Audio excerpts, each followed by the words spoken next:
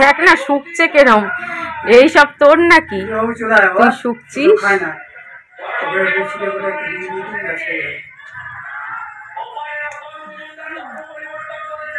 ইস কি নোংরা, কি নোংরা, ভগবান কি বলবো আর। Good evening, good evening. তো ফাইনালি আমি রেডি, দুর্গাপুজোর টপটাই পরে নিয়েছি ঠান্ডার মধ্যে। তো পুরো লুকটা দেখাচ্ছি, দাঁড়াও 1 সেকেন্ড।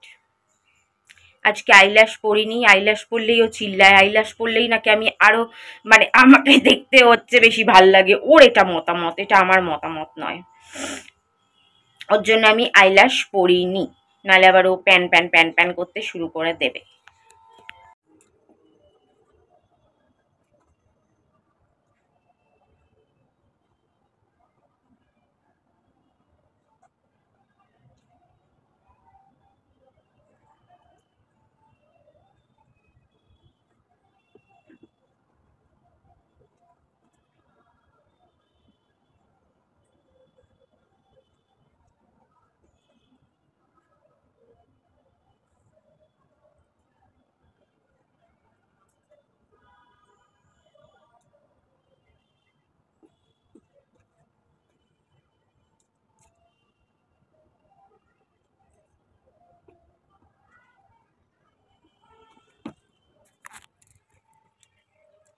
তো চলো, ঘুরু ঘুরু ডিনার, মুভি, বাকিটা কালকে দেখতে পারবে।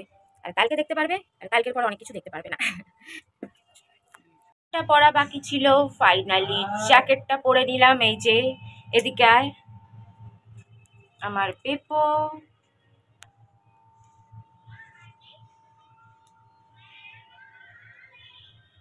ব্যান্ডের সাথে বেল্ট আর হেয়ার ব্যান্ড ম্যাচিং করে গেছে, ম্যাচিং জুতো পরবে।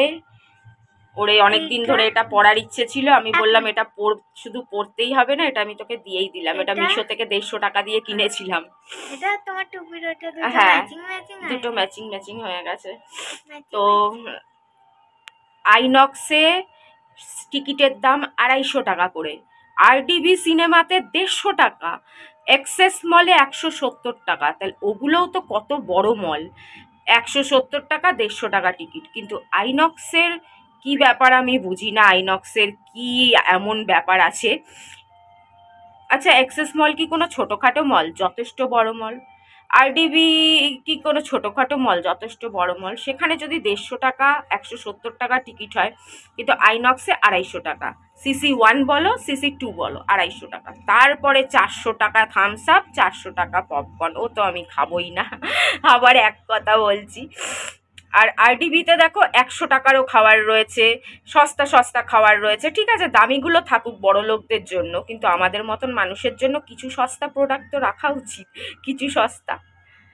দেখা যাক, সিনেমা হলে বসে কিছু খাবো না, বাইরে অনেক কিছু খাবো। চলো টাটা, বুনোর বাবার মুখ হারি।